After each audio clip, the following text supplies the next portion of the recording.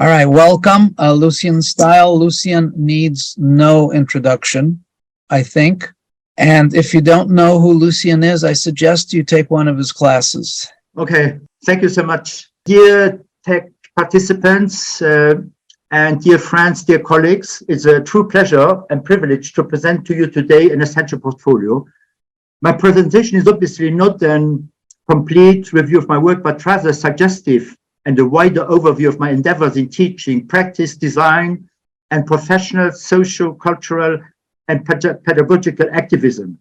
I hope it will give you a good sense of my manifold commitments towards building a better, more equitable, more beautiful, and more diverse world.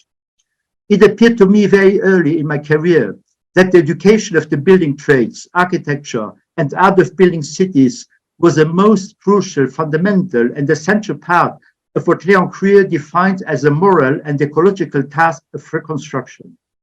Having been back and forth in teaching and practicing, I came to realize that my calling was truly education, in and out of the classroom, and in the most diverse stratification of societal life.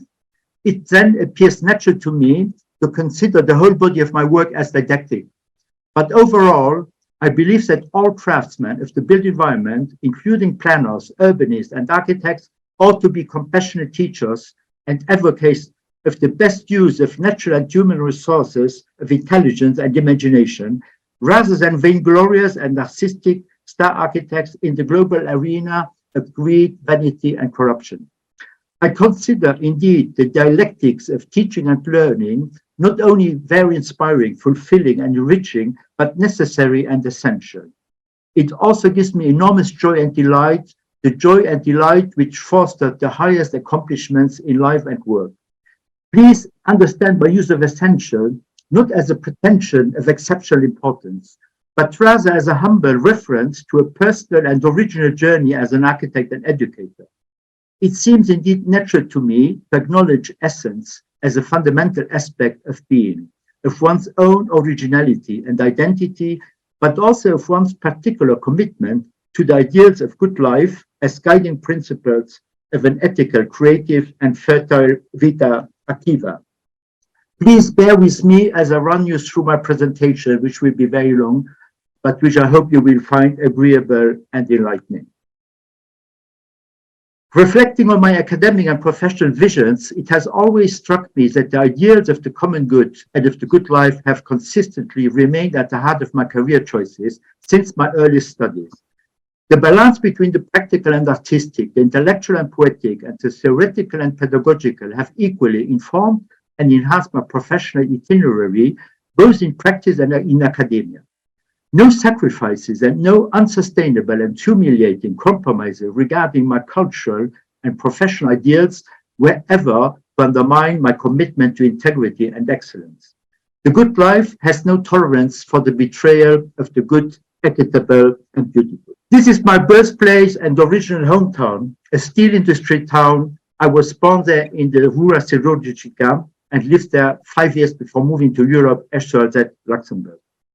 Surrounded by large steel industry plants, the city of my youth has been characterized by its workers' class atmosphere, a strong presence of Italian immigrants, and the smoke, rumor, and rhythm of 3 shifts of industrial production, and its quiet Sundays marked by Catholic church activities, copious Sunday lunches, and promenades in city and surrounding nature.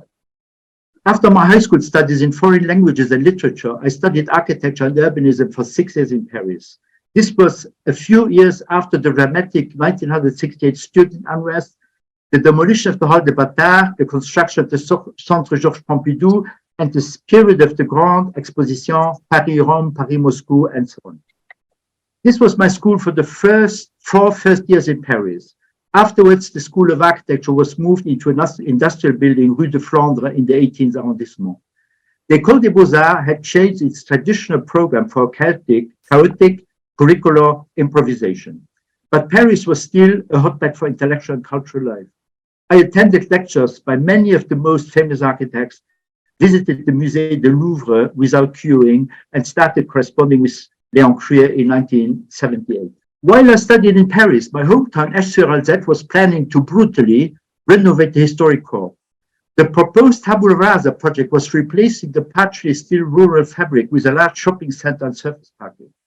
I started to write many polemic articles in local newspapers to oppose the destructive renovation.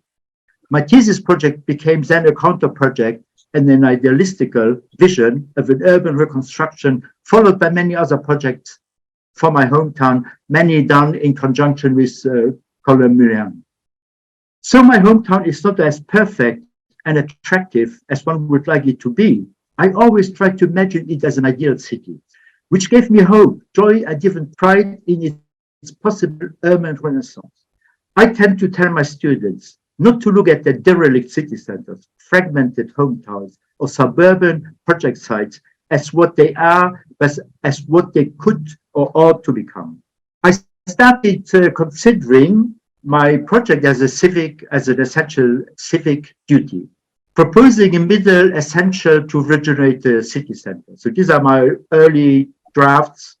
And on the right side, you see one of the many official proposals for renovation. And then on the lower right side, you see Léon Krier's a letter I got from Léon Krier with a correction.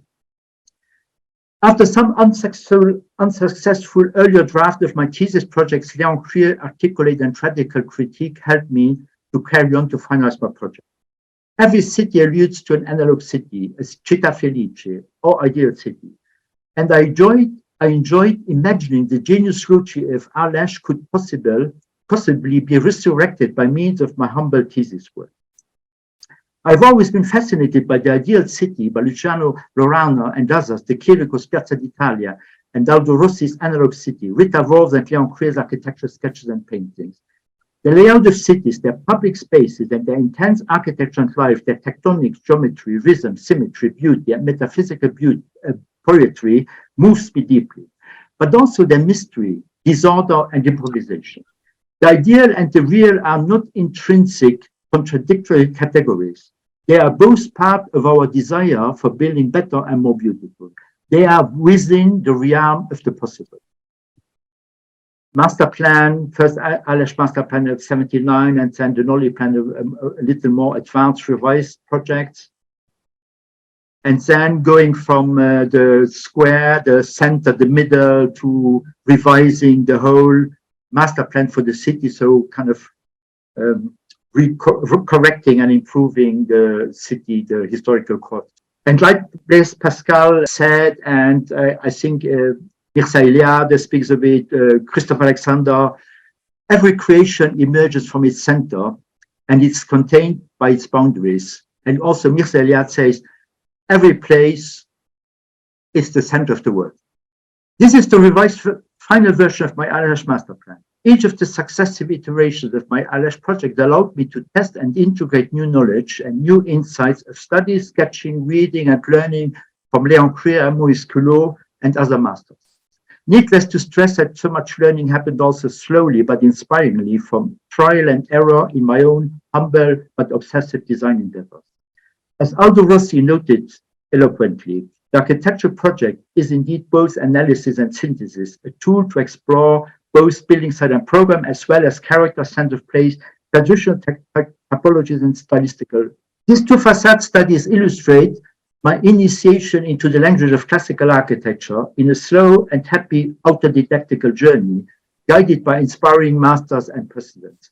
Self-critiquing, redesigning, and correcting my projects have been very helpful and pleasant in my learning adventure. Knowledge evolves, skills mature, wisdom ripens.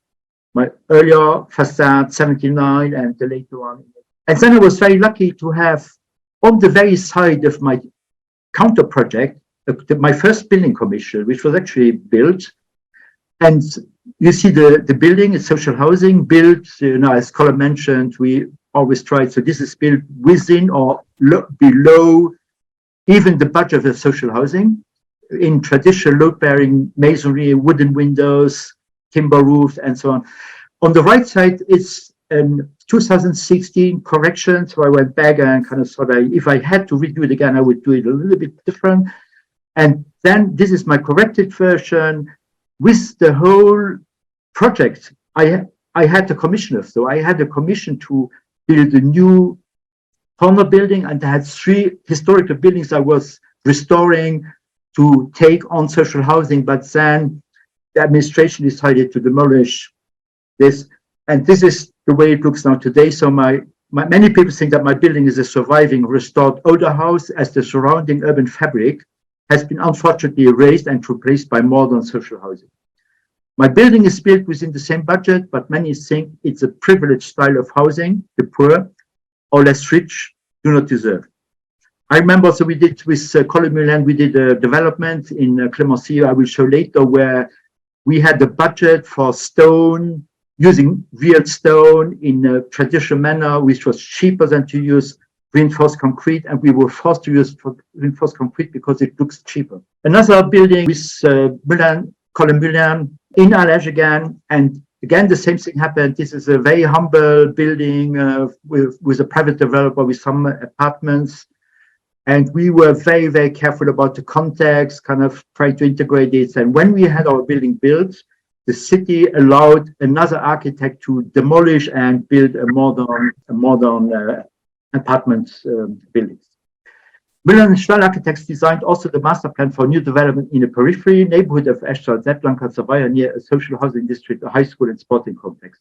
The project comprised 2 types of paired single-family homes, an apartment building, and 3 little residential towers, as well as a recreational area with a gazebo and the following. We built 2 of the towers and a house, which you can see in the following picture. So this little tower, and then 2 types of paired houses, a smaller one, larger one. We built 1 of the larger ones, Casa de Rosa, another apartment building in Alset, also the city center.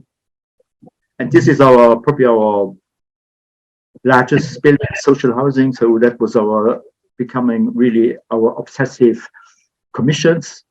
About 30, 31 or 32 flats, and on the lower floor, you have daycare, and it's looking at the railway tracks. It's at the edge of the city. Another project net was a master planning and coding, leading to a competition for this area, this half circular square, was formerly called Place des Bains, which is close to the local swimming pool. So this was the master plan for senior service residents, and I will talk more about that. We have another project like that. This is the side elevation, and this also is a kind of recent reviewed rendering of the project. So it's a pretty large project with housing, shops on the ground floor, services, medical services, office spaces, and so this is the garden elevation, and you see the parking entrance on the bottom, and you have this terrace. A project I did in Italy, so now projects out of, as I said, the project I did with my friend Luigi Del Sordo in Tortoreto Vecchio, Abruzzo, Borgo Sant'Angelo. It's a hamlet, it's just 17 homes, an hotel on the north, you see an hotel, a square, a fountain, a loggia, olive orchard, and a little parking lot. And that's it. And it's looking on the Adriatic Sea, and it has the beautiful Abruzzo Mountains as a background. A project I did, recent project, I was asked by the University of Frankfurt, there's a new graduate program for urbanism. I was asked to provide an air review for their project, and when they sent me their pictures of the project, I said, it looks like Dubai airport, and I can't do a perspective, I can't do an air review of that. And then I did my own counter project. So you see on the right side, the larger buildings are all existing commercial buildings, but then wrapping around, densifying, creating new fabric, and allowing you in the future to replace these existing buildings without necessarily demolishing them right away, because they will fall apart anyway. In the next 10 years, 15 years, they will fall apart. So it's a very generic project, if you like. Like talking about the senior service residence, this was a larger one. Also, we did in Grevenmacher, which is actually the city where Léon Krier lived. It's a complex where you have housing, shops, an hotel, restaurant, medical services, and some administrative buildings, looking at the Moselle Valley in walking distance to the town center. This is the axonometric view. And this was a very, very successful project, was presented at the city. We had even Léon and Léon Krier's parents interested to buy into a flat there. So we were very, very proud. But then there was a problem with the landowner who had tax issues, and then the government seized his property. So we did, and then another problem was that our developer died, and so it was just a little bit unfortunate. So this is the elevation looking at the Moselle River and the revised facade elevation, and you can see on the building, on the last building on the right, there's the parking entrance with the column in the middle. I'm very proud, column in the middle. This development in Clemency, about around 30 homes built around an orchard, and this was also in some way a counter project, because the original idea of the municipality was to build a low density development over the whole orchard, and we were able to build reasonably reasonable dense housing projects and keep larger part of the orchard and still give all the people sufficient garden and very little setback. We were able to negotiate so to have a minimal setback. Another project in the same city, this is the train station, and the municipality asked us to redesign it, restore it, and transform it into a local pub, which is kind of really surprising. But then they said that they had several pubs in the village and shops, and everything closed down. So they were really concerned about the social life, and they thought that the pub was really the key to the social interaction. And so here you see so we restored it very carefully and added this tower. So this tower is not hard, but it looks like it has always been like that. Vivange is a village near Luxembourg City, the birthplace of US photographer Edward Steil.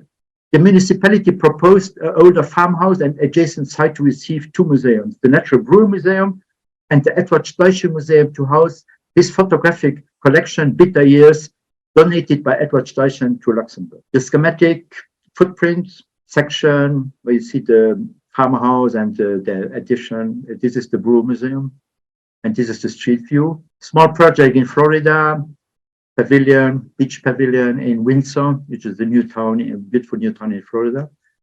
This was one of my earliest true building commissions, small and affordable house for my brother and his wife.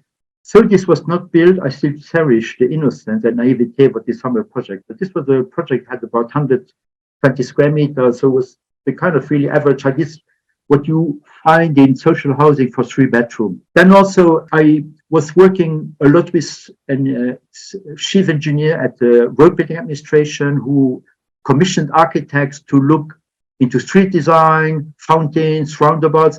And this may sound kind of strange, but when I did all of that, there was only one roundabout in the whole country. Now there are plenty, there are too many sometimes.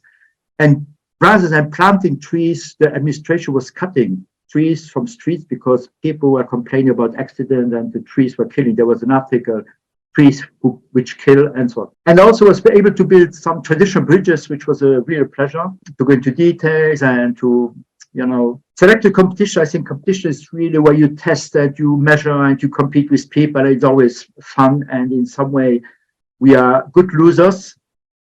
We won some competition. I don't mention that. We won some competitions, but I just had every competition. It was so much fun. Now the most recent one was the Wulu Mulu, and I like the name, and I would do another competition there. Never been to Sydney, so I had to get all the information from Google Earth.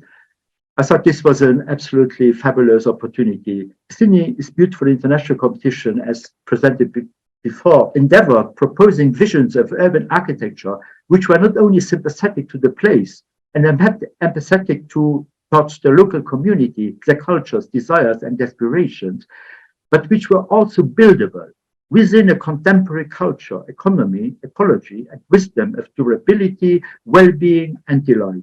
So this project I collaborated with Victoria Schultz-Daubin. This was such an interesting site. It was such a wide site, and I never knew that Sydney had a whole highway system, underground highway system, and on the site we were given, there's on the upper picture, you see this tunnel entrance to the highway system, which goes under the whole city. And so rather than denying that, rather than rejecting that, I kind of thought this was the appropriate position to locate the main building, which is a music hall and dancing center. And all of the buildings around are kind of dedicated to art and performing arts. And we thought that there was no need to add housing or shops or offices because it looked like a neighborhood which had enough of it. So this is the Nolly plan or the footprint. So you see the building on the tunnel, which kind of really creates this curved facade on a little square with a slight little declination. A market hall, and here you see, so the side is very dramatic, very steep slope. So the main building on top with a fountain dedicated to the muses, a ballerina statue, which Duncan Stroik would like, I think. The market hall, a meditation center, and then a mixed-use housing and workshops for artists, and then a mixed-use block. A project I did with the Princess Foundation, Ben Bolga, Paul Murrain, Hank Dittmar, Ali Reza Sagaci, George Summerall Smith, was transforming the suburban character and inefficiency of a conventional garden city, Letchworth, one of the most famous ones, into a real urban place, philologically and incrementally. So we were using the tools, the garden city culture, so using the architecture and the structures and the system, but kind of creating something which looked more like a city and less of a suburb. So here an example of the possible philological densification and completion of Letchworth. Mega blocks subdivided in smaller permeable blocks with parking courtyards, private and public gardens. Construction of larger mixed-use apartment buildings with shops at strategical corners. Restructuring or reconstruction of dysfunctional public buildings and creation of additional public and private services. International Marsham Street competition, Colin Mulhan again, 1996. The Marsham Street competition proposed to replace the 3 66-meter-high tower blocks built in 1963 with a complex and mixed-use neighborhood. The government later decided not to follow the competition. Outcomes that built another office block designed by Sir Harry Farrell, completed in 2005. This is our master plan. So rather than having skyscrapers or mega blocks, smaller blocks with courtyards and garden inside, galleries around the small piazza, some public buildings, there's a cinema, a social center, a market. So traditional urban blocks instead of high-rise buildings with mixed-use fabric, public buildings, theater, cultural center, and clock tower, market square and market hall, piazza. The whole area is reserved for pedestrian circulation only, and automobile traffic is limited to emergencies and deliveries.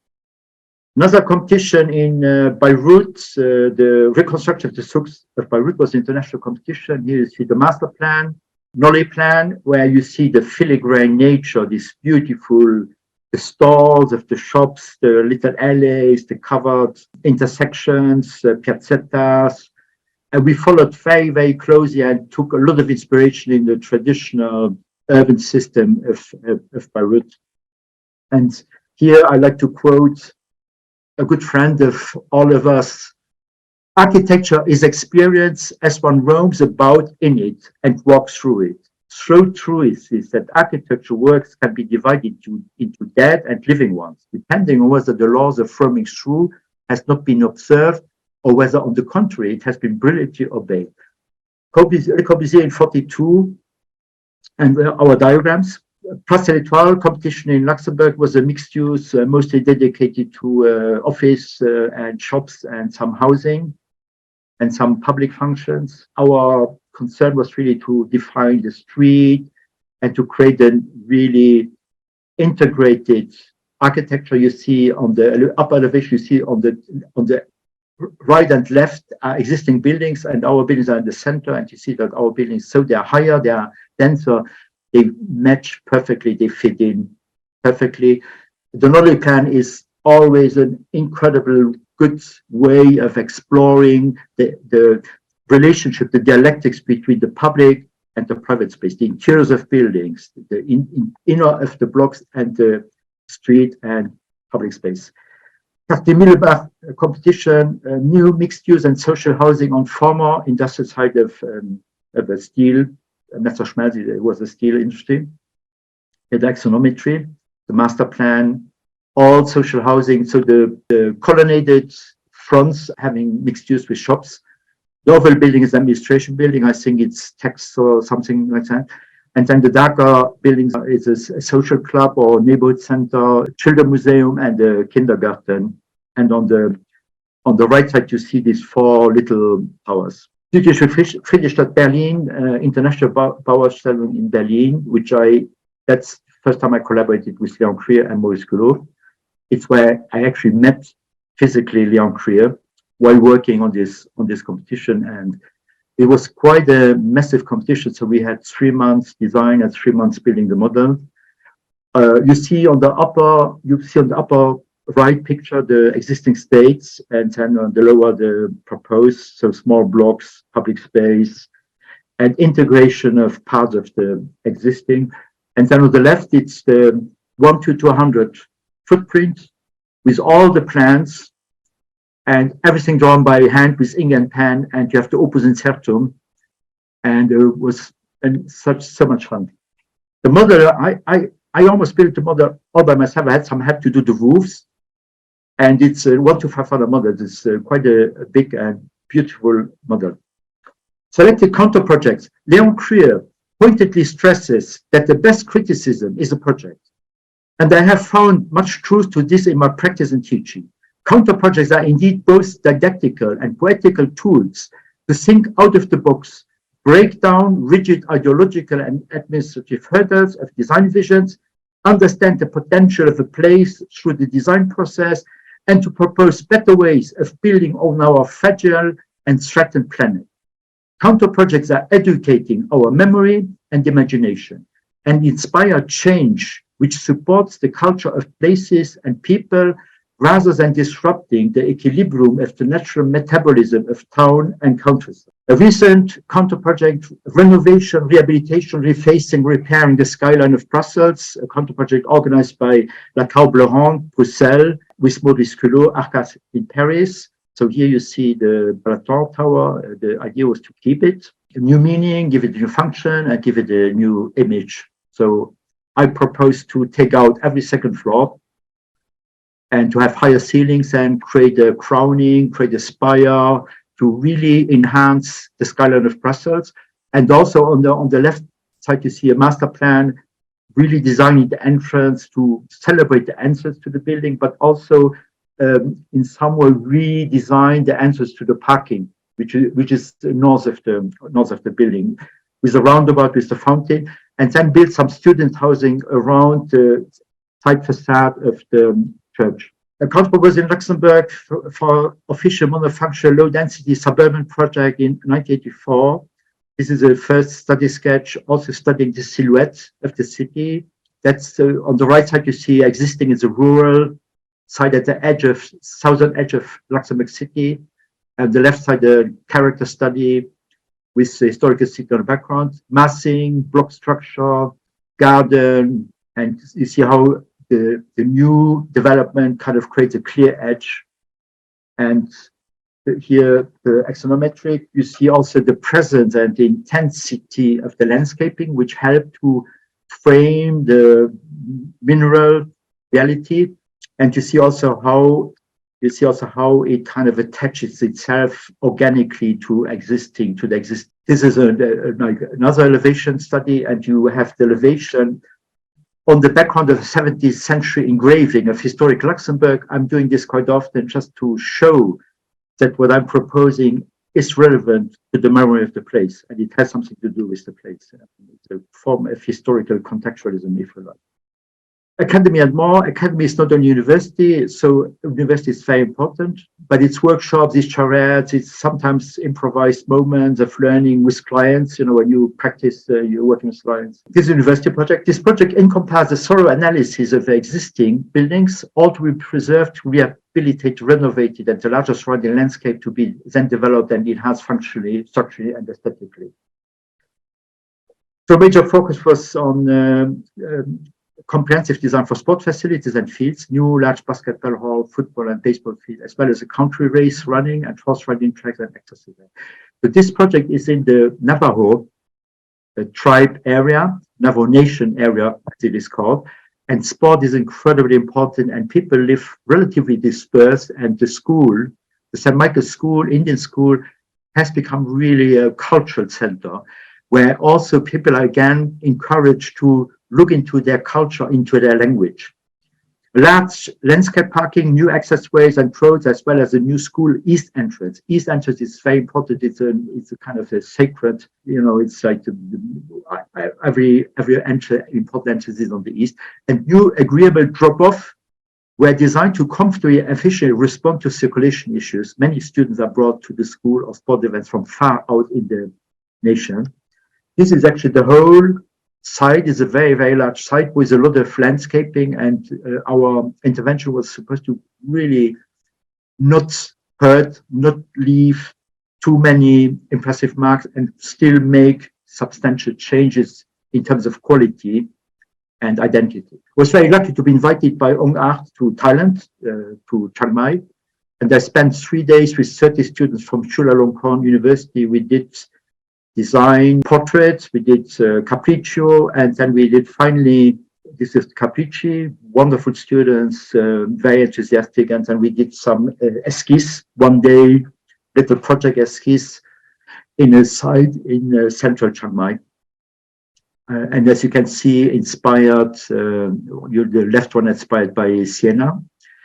Something which was so fabulous, so amazing is with Ong Art, who takes inspiration from Bologna, China, India, and brings them back to Thailand, and they become high tradition. When somebody was talking about tradition in Australia, tradition has to be invented also. The reconstruction of Aleppo, I think, is really an iconic project. We were talking in class, 40 students at University of Notre Dame, we were talking about reconstruction. This was after the Iraq War, during the Civil War.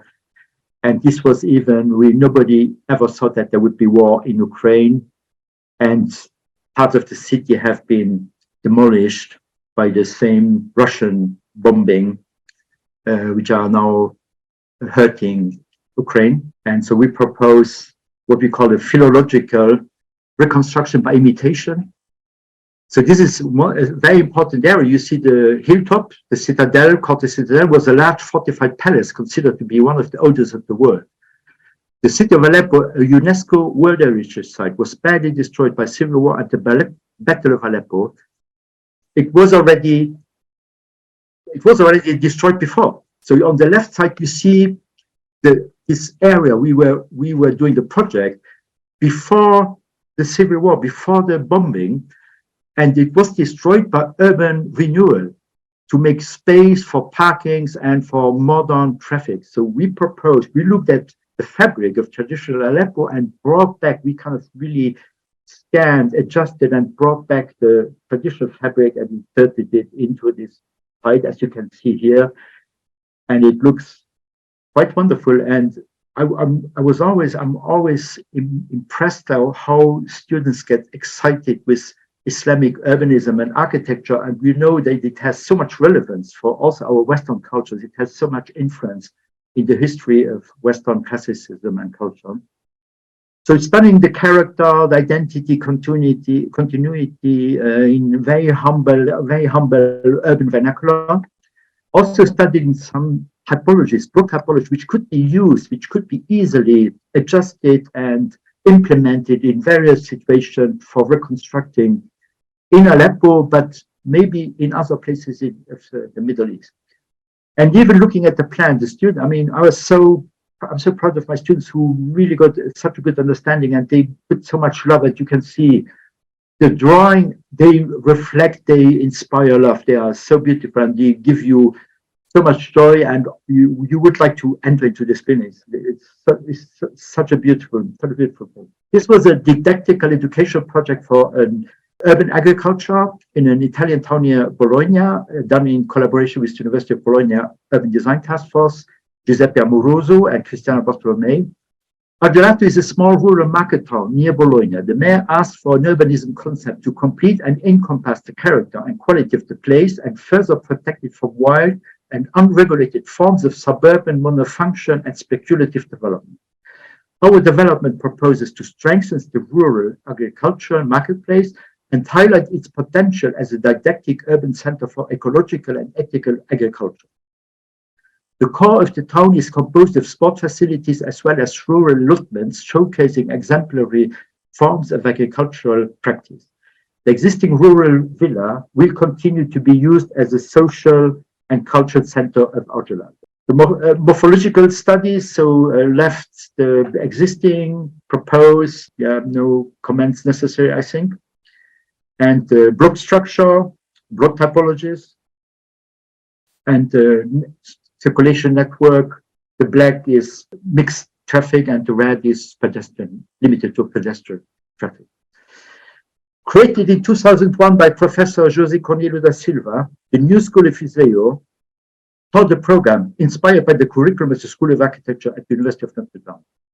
I taught there for 3 years, first, second, and third year studio design, history of architecture, and urbanism.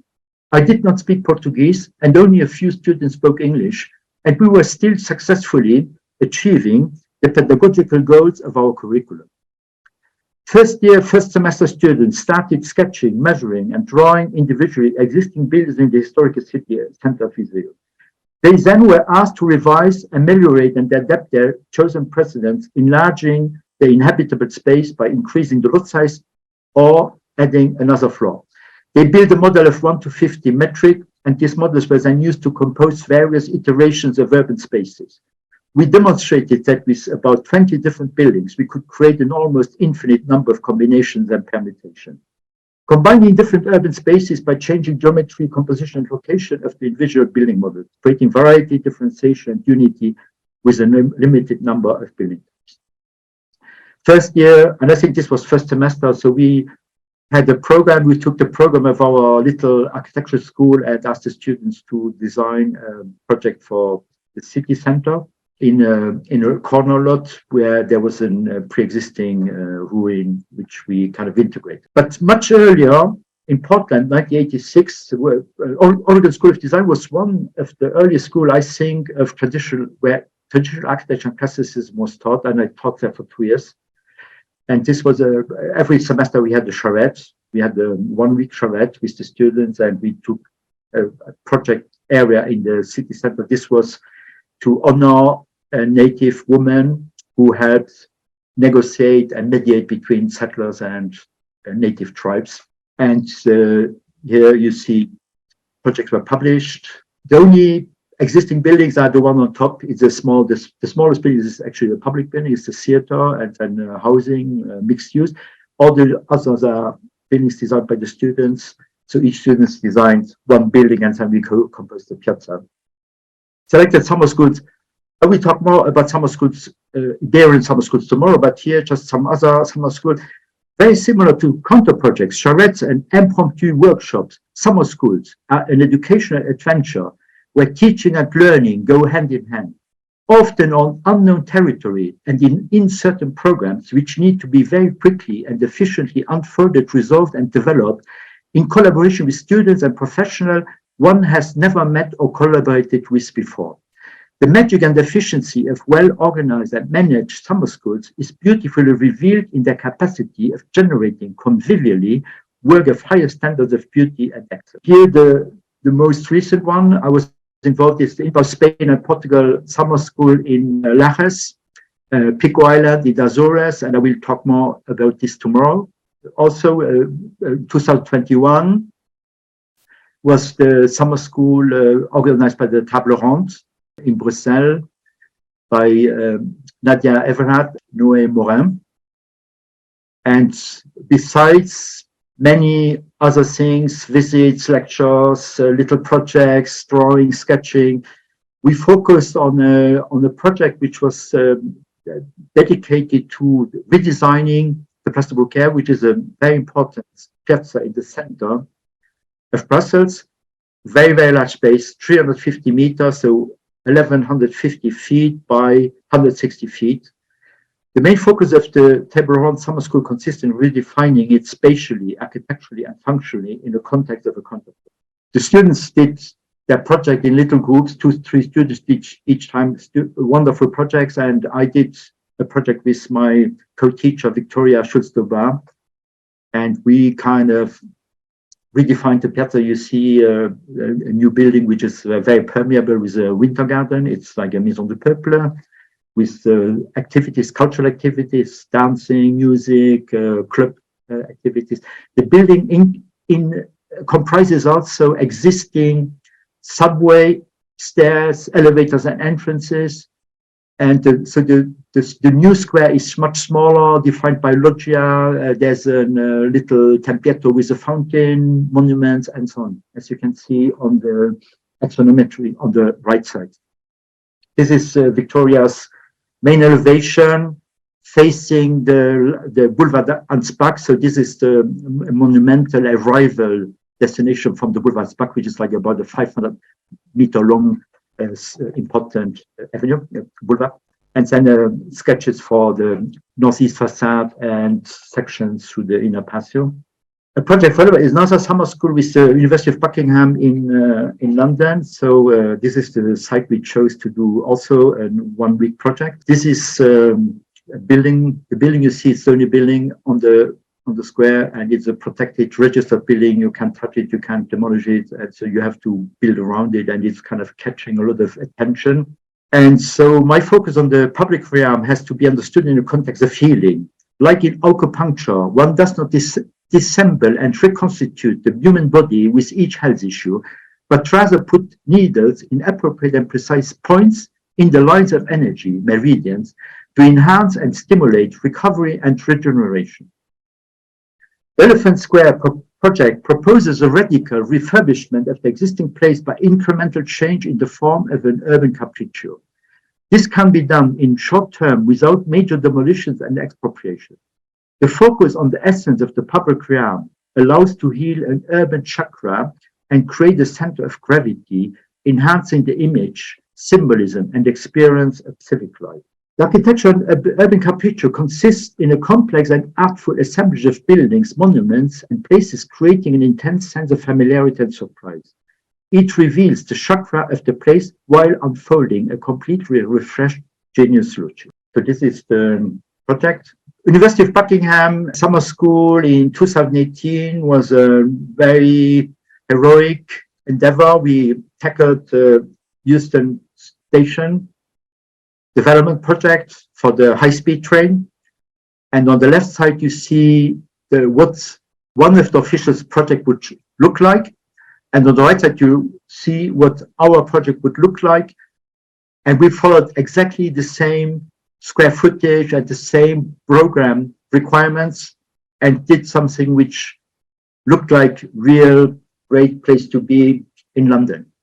Also, the strategy we kind of followed was to have the new tracks for the high-speed train built under the existing tracks in the Euston Station now, allowing to free up a lot of urban space for public activities and to kind of more permeability and more walkability. So you have a very, very rich program. You have public buildings, wonderful piazzas, housing, offices, and just as you can see, it looks kind of really fabulous in the perspective.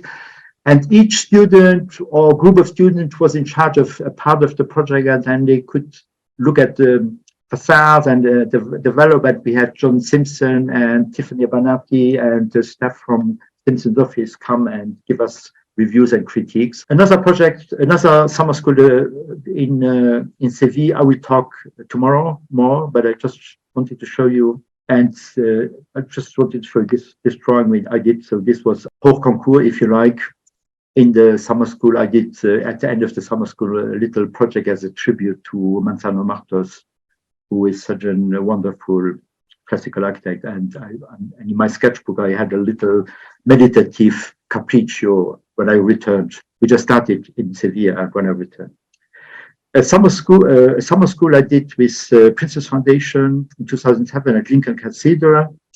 And it was really dedicated to building load-bearing walls in materials which didn't require any sophisticated paneling and cavities. And so it's just single foil walls. On the left side is the hempcrete or lime and hemp. And on the right side is the eco brick or bio brick.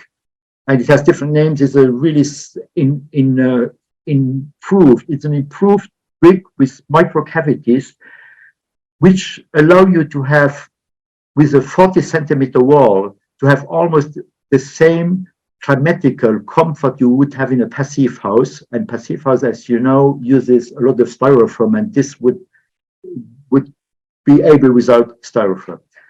Berlin Stadtschloss, this was the heroic period of the Prince of Wales Urban Design Task Force.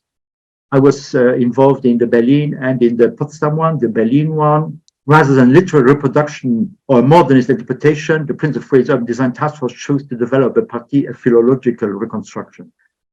As you guess, philological reconstruction, philologic means the love of language. So the philological reconstruction means that you don't necessarily replicate, but you kind of build as with the rules, with the principles, with the systems, and you make it fit on the place, in the context.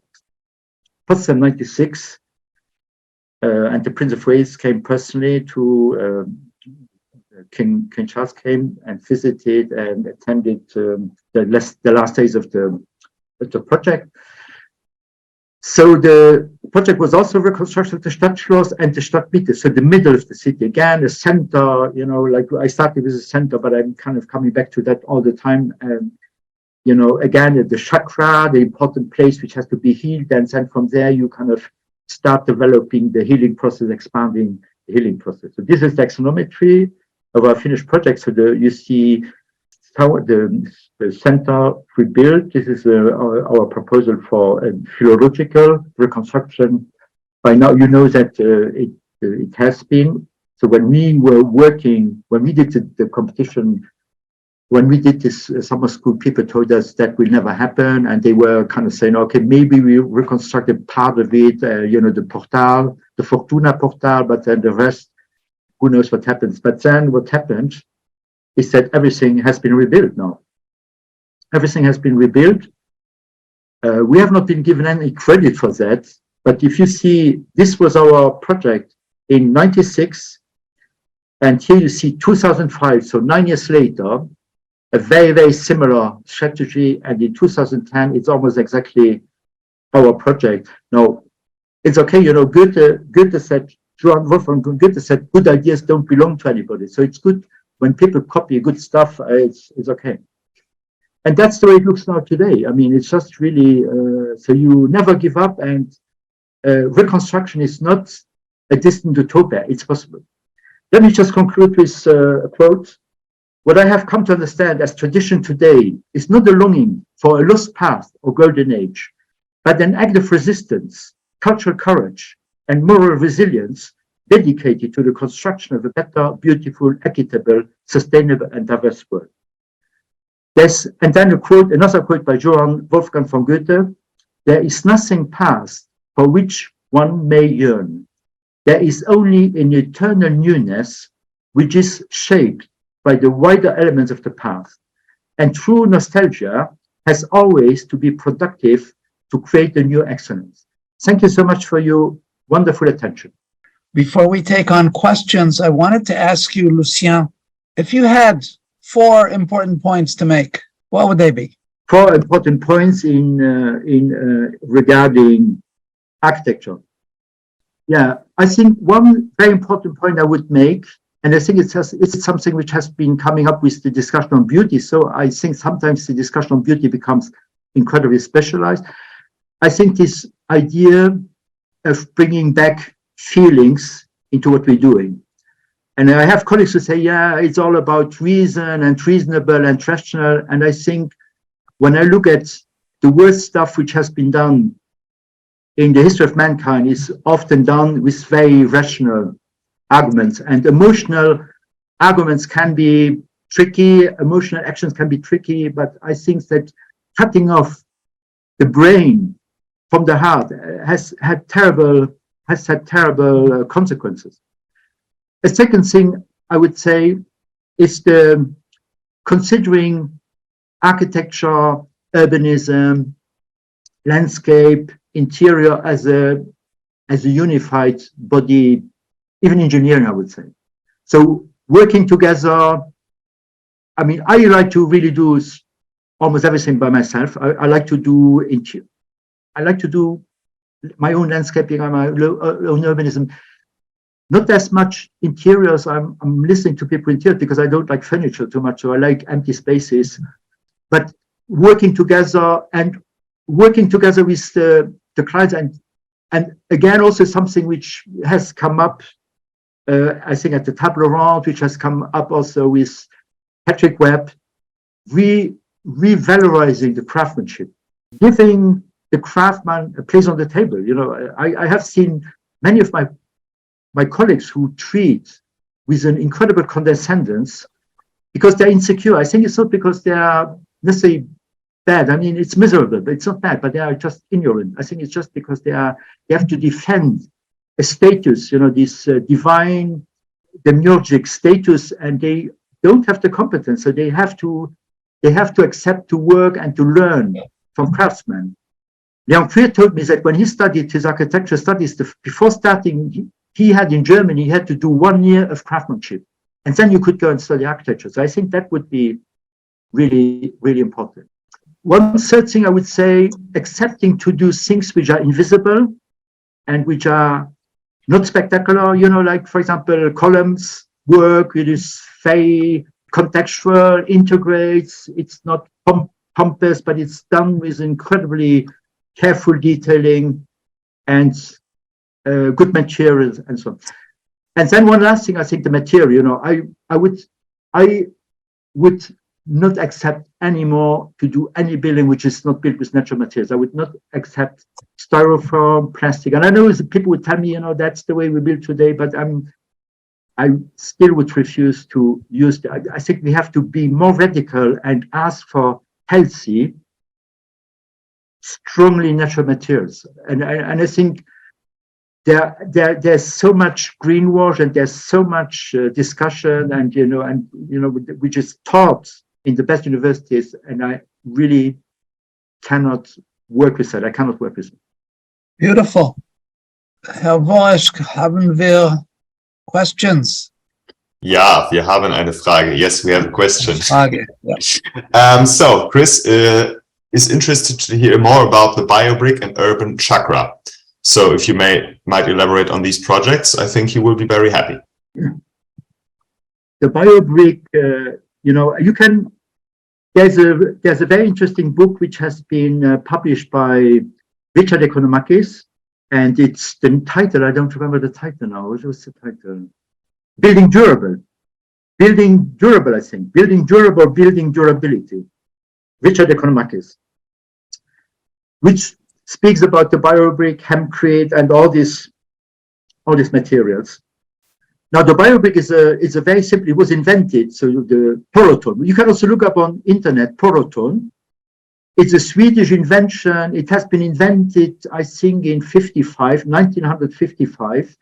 So they just take the normal brick material, so the clay, and they mix it with sawdust, and then they perforate it. So there are perforations also. So there's sawdust and perforation. So when they kind of fire the bricks, so you have the perforation and you have these millions or thousands of little micro cavities which enhance spectacularly the energy efficiency of the bricks without taking away the tectonic value of it. So these bricks have about the same tectonic value than concrete blocks. The chakra, I'm very interested I'm not an expert, but his idea of a chakra, so that, an organism have various centers, essential centers, which keep you healthy, which are important because you have like energy flows, you have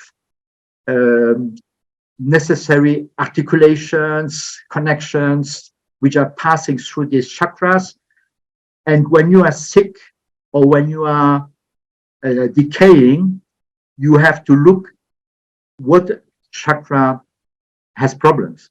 And I think that it's something which is so valid for cities, because in cities, sometimes it's good enough. You have sometimes just an intersection which has been messed up by a traffic intervention, which has been messed up by a poor building. So you have to identify what are the essential centers, the chakras in a place, and you fix this place.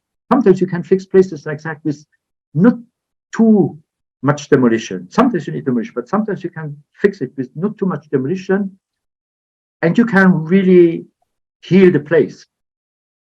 And so, if you go on Google, there's plenty of literature, because there are some people, they have also various series on chakras and what they are and where they are and so on.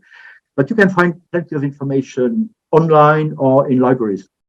Also, I took the link to the recommended book and put it into the chat. Thank you. Everybody who is interested. It's a very good book, because also it's a book also where Kopali Krusche speaks about the reconstruction of the church in Dresden and in Germany. The Poroton bricks are massively produced in Germany. In Germany, there are many factories who produce Poroton, and also in Italy. And they exactly the same price. They are just normal average price. They are not expensive material. They are very average material. People who do self-construction in Germany, they go to their building shop and they buy Poroton bricks and they build their houses like that. But it's easily available. You find some, and it's a fantastic material. You find it in England also now, in the United Kingdom. I don't know in the United States, but United Kingdom you find.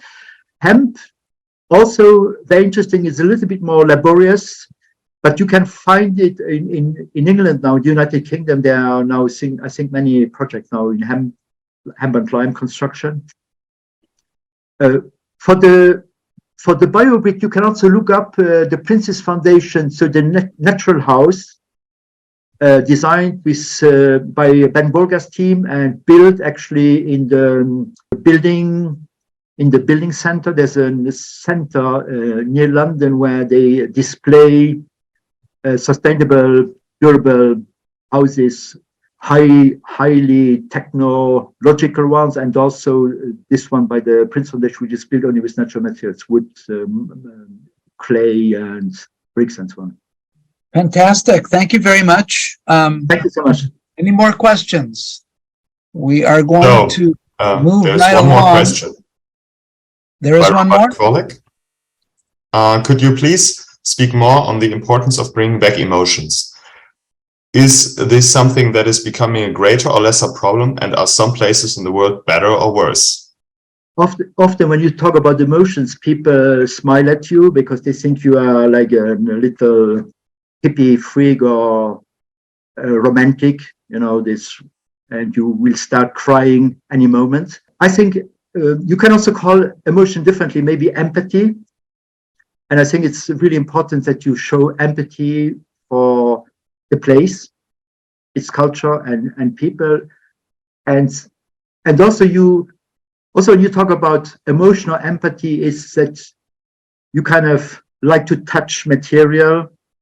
You like to have not only a visual or graphic experience of architecture. You would like to have an emotional expression, an emotional impression. You want to, for example, when I visited some modern sustainable buildings, I was surprised by the smell. And I told, we visited with Hank Dittmar, and I told Hank, wow, these buildings, they stink. And you probably have noticed that in buildings, that they have a very uncomfortable smell because they use so much plastic, which still continues emanating bad smell and toxic vibrations. And I think it's the same with emotion. Emotion also, you have just to let yourself go a little bit. You don't want to control everything all the time. And I know it's kind of difficult. It's easy to do, but just listen to people, open up, also be receptive for criticism. Yeah, I know that's something I have a hard time with, but it's something I think is pretty important also. I'm teaching a class. I taught a class 4 times with a interdisciplinary class with a psychologist, and we taught the class which was called Architecture Which Hurts and Architecture Which Heals, and we were only addressing this kind of issues. Fantastic. Thank you very, very much, Lucien. Thank you so much, thank you. It's always an honor to have you around. Thank you, and congratulations, Neil.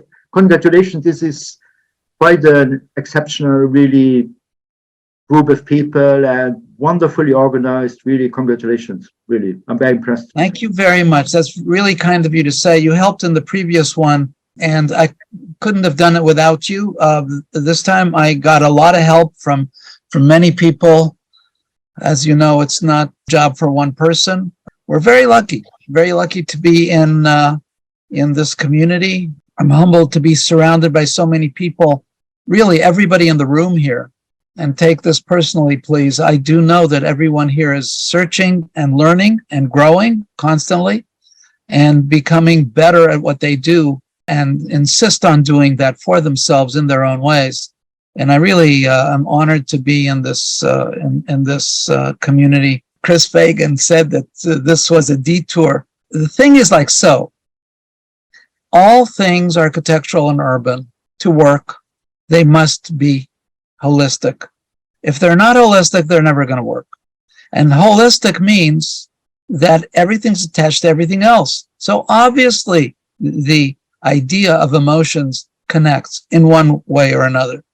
How we evaluate it, how we measure it, how we define it, all those kind of things. There is some good scientific research on that. And from what I know now that I didn't know before, let's say, and because I have learned in the last year, expanded in every part of my own practice and work and thinking, the way things connect is really extraordinary. So it's not out of the question. Health is connected to emotion. Health is connected to the body and the soul. We know that. So what else is new, right?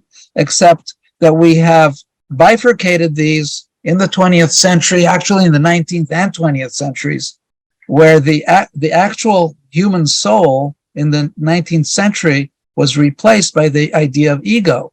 And all of the philosophies of the 20th century came out of that kind of bifurcation. So here we are in a place where we're forced to bring the world back together again somehow. And we're not Humpty Dumpty's egg. We actually need it to come back together again. Is everybody done with their registration? I think that we can continue. We can continue with this registration out there. We can, whoever is not finished, just please complete it. Don't close it yet, Mr. Cantor. Close it in 5 minutes or in 10 minutes so everybody has a chance to fill out the form. The same way that we sort of came out with Lucien's 4 points at the end, some of the speakers do have their 4 points. Be sure that you express them at the end of your conversation. This has to do with the bureaucracy here, with getting the continuing education units approved and kosherized and everything else, because we follow all the rules as necessary. And Chris corrected me, cutting straight to the essential. Thank you very much, Chris. Thank you.